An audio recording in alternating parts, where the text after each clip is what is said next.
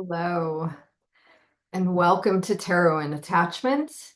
My name is Erin Smith, and I am a professional tarot reader and an associate marriage and family therapist. So, I've been thinking a little bit this afternoon or this morning about what it is that I would like to ask the tarot today. And a lot of things are percolating in my mind. I have been looking at the footage of protests across the country that took place yesterday and feeling very emboldened and feeling a sense of hope in how many people came together to stand against authoritarianism. It's really very inspiring. Um, And I've also been noticing, just noticing the great joy somatically in my body of noticing that there's this tiny hummingbird that is building a nest outside my door on my porch. And I've been seeing her build this nest over the last couple of days and sitting on it's very tiny. She has built it up in the cords of the Christmas lights that I have hanging along the ceiling of my porch. And just this incredibly sweet sensation in my body of noticing these tiny details of nature tending to itself. And so I'm thinking along the lines of these big collaborative movements and these tiny details and thinking about this energy. And so I think my question to the cards today simply to check in and to ask what needs tending in this moment for all of us, how we can best take care of ourselves and others in the midst of everything that's going on for us. So that is my question. I'm going to offer to Spirit and I'm going to do my thing. I'm going to go silent and concentrate while I shuffle. And I will be with you momentarily.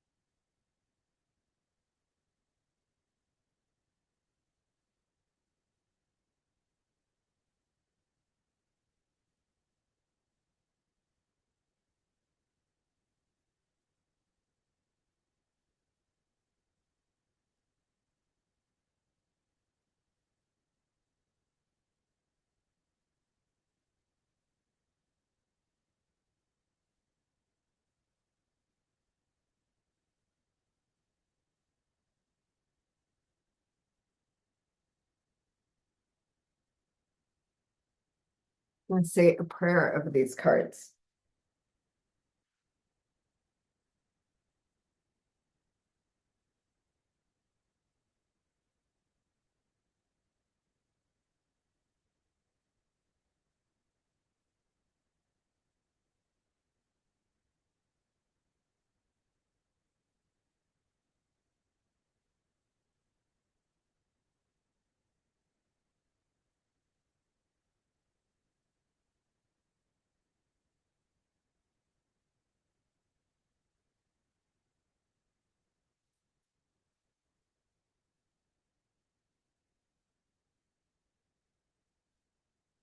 Hmm.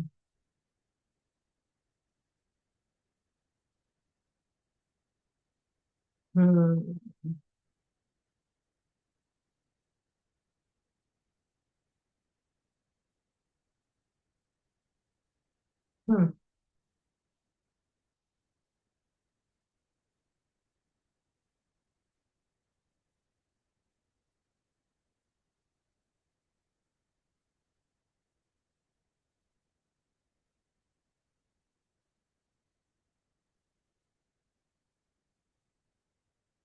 So it's sort of an interesting answer. And this in particular is really an interesting archetype to explore in light of this question. So the way I usually describe the Seven of Pentacles goes like this.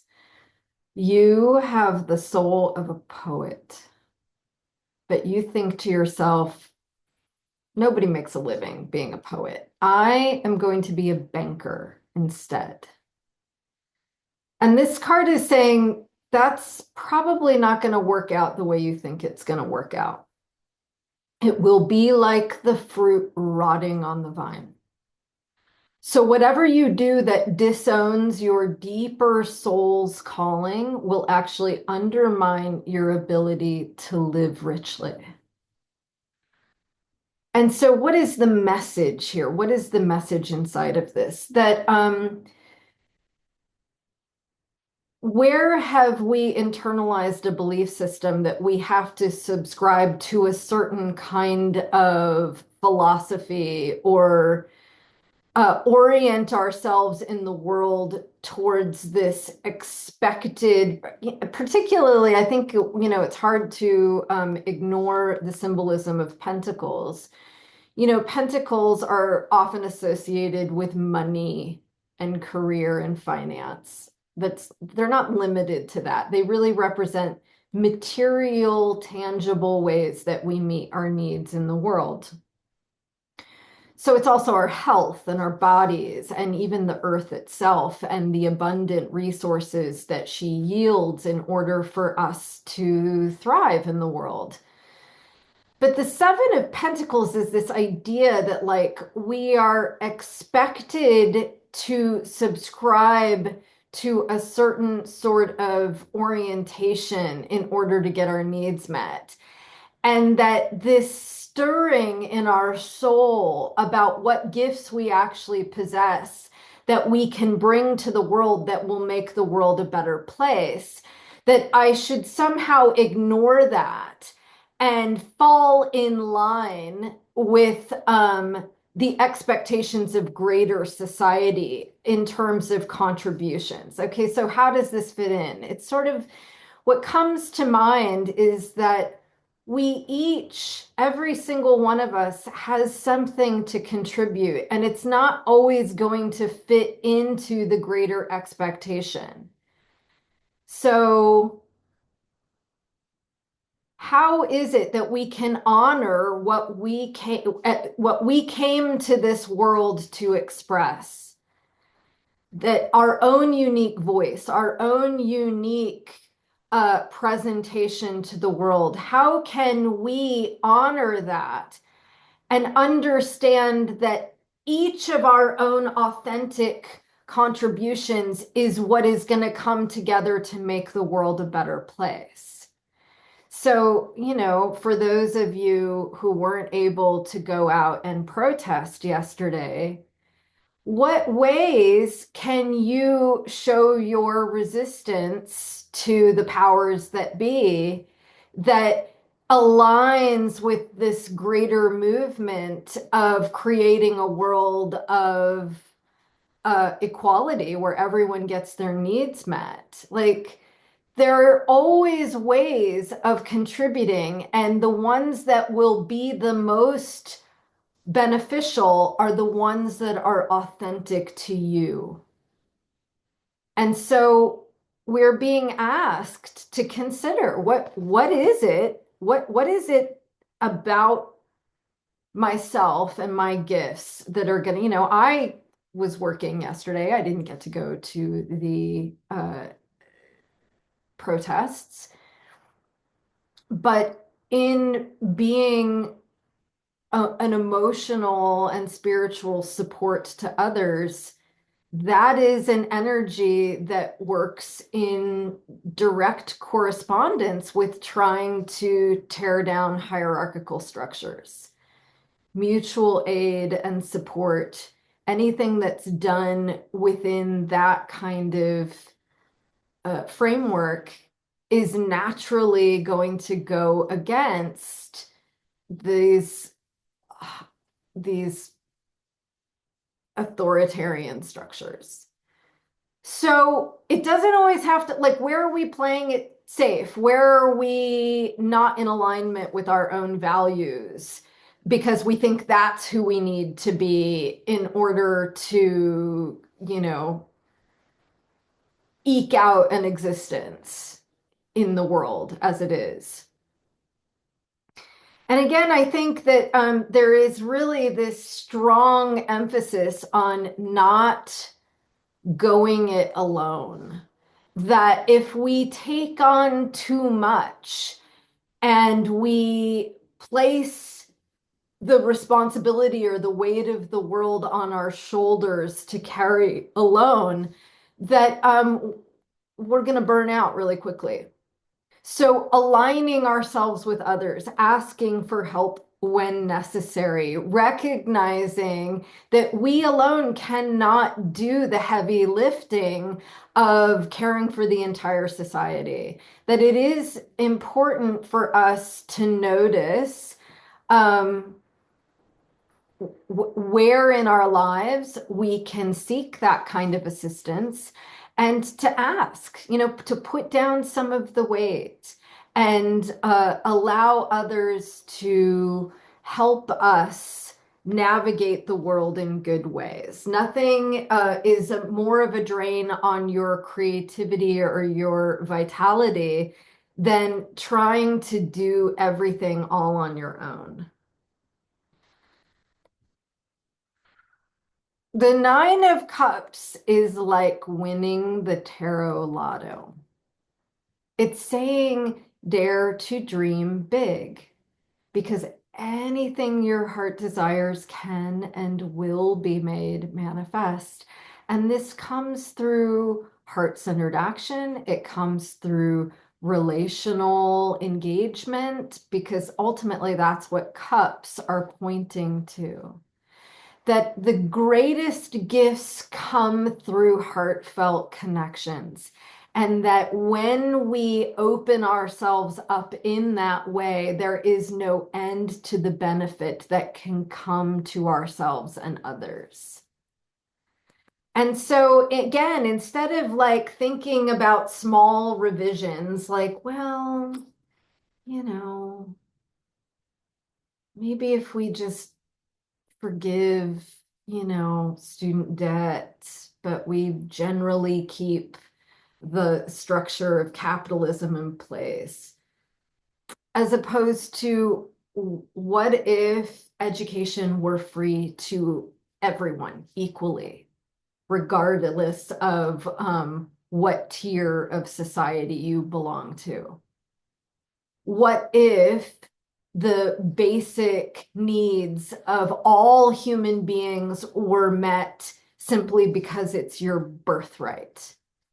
How might we vision a world that looks really different from the one that we inherited? One that encompasses care for all living creatures on the planet. What if it wasn't just about amassing wealth for ourselves individually, but it was recognizing our part in the ecosystem and understanding that the health of the forest and the waters and the animals is in direct relation and direct proportion to our own health and healing?